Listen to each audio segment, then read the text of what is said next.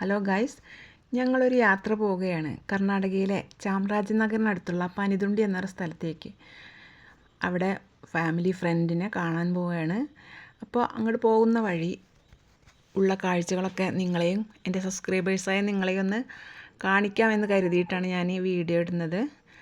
പിന്നെ യാത്ര എല്ലാവർക്കും ഇഷ്ടമുള്ളവരുണ്ടാവുമല്ലോ, അപ്പോൾ അവർക്കൊക്കെ വേണ്ടിയിട്ടാണ് ഞാനിത് കാണിച്ചിരുന്നത്. എനിക്ക് ഭയങ്കര ഇഷ്ടമാണ് യാത്ര.